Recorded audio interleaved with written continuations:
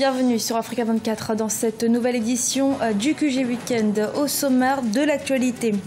Cela fait 57 ans que la République démocratique du Congo a accédé à la souveraineté internationale, une édition 2017 marquée par l'absence de cérémonie officielle. Les détails à suivre dans ce journal. Le Congo représenté à la 24e Assemblée Générale d'Afreximbank à Kigali au Rwanda, l'occasion pour le pays, récent actionnaire, de saluer le travail effectué par cette banque panafricaine d'import-export. Et le journal télévisé Rappé sénégalais s'est imposé comme un contre-pied à l'information traditionnelle. Il met en exergue les difficultés que rencontrent les populations du Sénégal à travers un ton plutôt satirique. 30 juin 1960, 30 juin 2017, la République démocratique du Congo commémore ce vendredi son 57e anniversaire d'indépendance, une commémoration sur fond de crise. Le traditionnel défilé militaire a d'ailleurs été annulé. Reportage de Jacques Mboka est commenté par Graziella Chakunte. La République démocratique du Congo a commémoré ce vendredi 30 juin 2017 le 57e anniversaire de son accession à l'indépendance. Un anniversaire sur fond de crise sociopolitique caractérisé notamment par des tensions dans certains coins du territoire. Si le Grand Kasaï, où les forces de l'ordre font face à la milice Kamuna Nsapu, attire l'attention de l'opinion depuis quelques semaines, l'est du pays demeure sous tension, sans oublier Kinshasa, la capitale.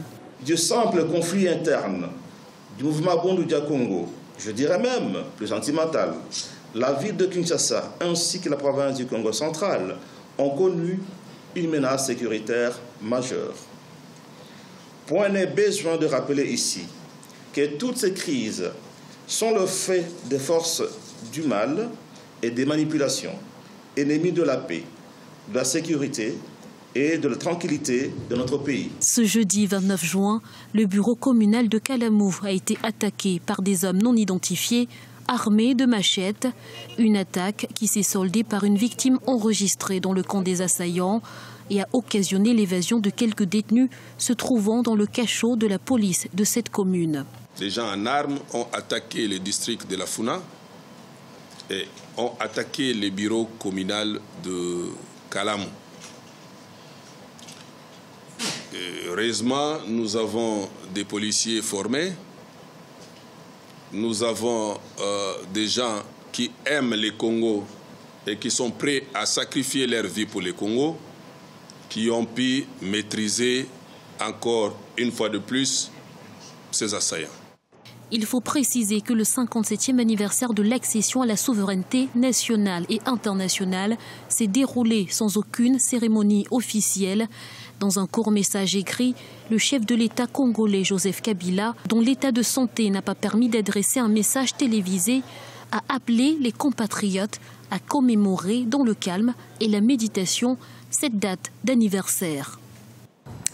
Et toujours en République démocratique du Congo, fin de l'épidémie d'Ebola. L'annonce a été faite ce samedi par le ministre de la Santé publique. Il attribue aux activités de riposte menées par les services du ministère de la Santé avec l'appui de certaines multinationales. Déclaré le 11 mai dernier à l'ICATI, l'épidémie aurait occasionné le décès de 4 personnes sur les 5 cas confirmés. Cotonou, la capitale économique du Bénin, s'est accueillie du 28 au 30 juin la 9e édition du Forum africain du carbone, un forum qui a notamment permis de réfléchir sur la régulation du marché de carbone sur le continent. Reportage de l'FTONU et commenté par Idelette Mirabel Bissot. Perspective se dessine pour le marché du carbone sur le continent africain. Ceci à l'occasion de la 9e édition du Forum africain du carbone qui s'est tenu du 28 au 30 juin 2017 à Cotonou. Ce colloque instauré par le protocole de Kyoto sur les changements climatiques qui est rentré en vigueur en 2005. Les assises de cette édition sont axées sur les questions liées au changement des différentes stratégies du programme de développement sur les contributions déterminées au niveau national. Il a réuni plusieurs décideurs politiques porteurs de projets et investisseurs. Depuis 3 jours, ici à Cotonou, se sont réunis des experts des questions en lien avec les changements climatiques pour discuter non seulement donc des approches techniques en lien avec la séquestration du carbone, en lien avec le renforcement des puits de carbone, mais aussi et surtout donc des instruments financiers qu'il faut mettre en place pour justement appuyer l'ensemble de ces projets qui, comme vous le savez, sont extrêmement coûteux. Le Forum africain de carbone a servi de cadre pour favoriser le marché du carbone en Afrique.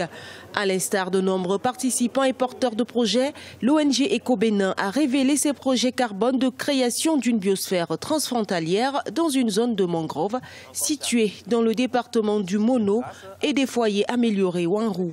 Le foyer est doté d'une technologie qui recharge les téléphones portables, qui recharge des lampes solaires. Donc il y a eu beaucoup d'intérêt pour ça, surtout dans la sous-région, les Nigérians, les gens de Libéria. Dans plusieurs pays, les gens sont venus demander cette technologie que nous voulons développer à grande échelle dans le nord du Bénin, mais aussi dans d'autres pays qui souhaitent avoir cette technologie-là. Le marché du carbone est pratiquement inexistant en Afrique. Pour un dynamisme global du système d'échange de droits d'émission de gaz à effet de serre, de crédit carbone et de quota carbone, de nombreux experts estiment qu'il faut mobiliser les moyens et associer le secteur privé. Le Congo a participé aux assemblées générales d'Afreximbank à Kigali, au Rwanda. Une opportunité pour le pays de saluer les financements accordés par cette banque d'import-export. Notre envoyé spécial sur place, Marie-Angèle Touré, a rencontré à cette occasion le ministre des Finances, du Budget et du Portefeuille public du Congo, Calixte Nganongo. Regardez. Je me trouve en compagnie du ministre Calixte Nganongo, ministre des Finances, du Budget et du Portefeuille public du Congo, bien sûr dans le cadre de cette 24e Assemblée générale d'Afreximbank, la Banque africaine d'import-export. C'est un plaisir de vous recevoir, monsieur le ministre. Merci, madame, merci.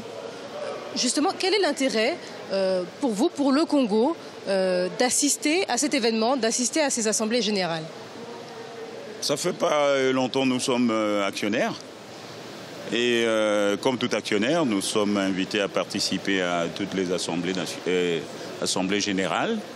Et c'est encore un plaisir parce que c'est la deuxième fois depuis la dernière fois aux Seychelles que nous participons à cette assemblée générale. Et c'est pour nous un grand intérêt. Pourquoi ? Parce que aujourd'hui, il se confirme, en tout cas pour nous qui venons d'arriver, il se confirme que Afreximbank est une très très grande banque, une banque de renom, une banque avec une forte inspiration africaine, une assise financière correcte. Et qu'est-ce que vous en attendez particulièrement ? On attend beaucoup. Pourquoi ? Parce que nous avions l'habitude de rechercher des financements extérieurs à l'Afrique. Et on sait ce qu'on imposait, ces financements extérieurs. Depuis que nous sommes avec Afrexim, déjà on a pu bénéficier de quelques financements, on vient d'arriver. Donc la due diligence sur le pays devait être assez longue et lente, mais déjà très vite on a bénéficié déjà de quelques crédits et on en attend encore, compte tenu du fait qu'aujourd'hui nous avons déjà une certaine signature, c'est-à-dire une cotation auprès justement d'Afrexim qui est acceptable. Et nous attendons encore beaucoup de financement, d'autant qu'aujourd'hui nous sommes en train de préparer notre plan national de développement. Merci à vous, monsieur le ministre, d'avoir accepté de répondre à ces questions. Je vous en prie, madame. Merci à vous, chers téléspectateurs. C'était donc la 24e Assemblée générale d'Afreximbank, la Banque africaine d'import-export, que nous vous avons fait vivre depuis Kigali au Rwanda. Merci à vous.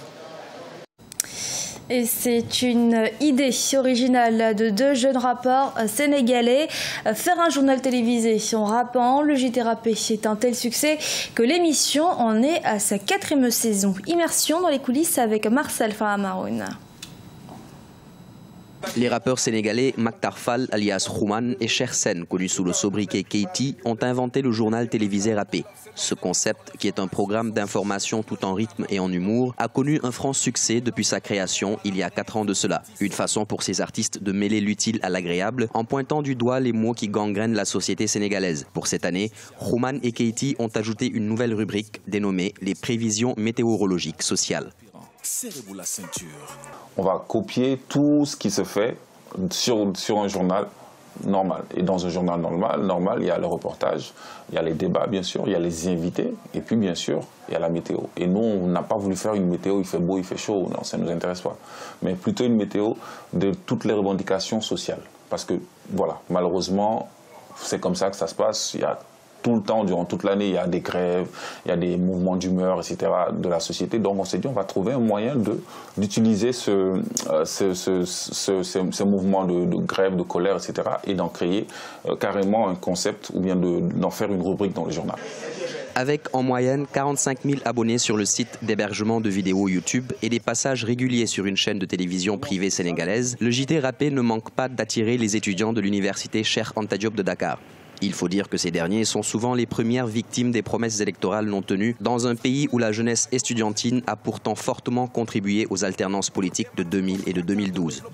C'est surtout l'originalité, le fait de rapper le journal, vraiment c'était inimaginable. Et de voir que ce sont des rappeurs même qui le font, ce ne sont même pas des journalistes. Bon, c'est un peu chiqué quoi, c'est ce qui a fait que je m'étais à le suivre. Au début, c'était marrant, mais à la fin, j'ai compris que c'était un vrai engagement social. Le JT Rappé s'effectue en 2 parties.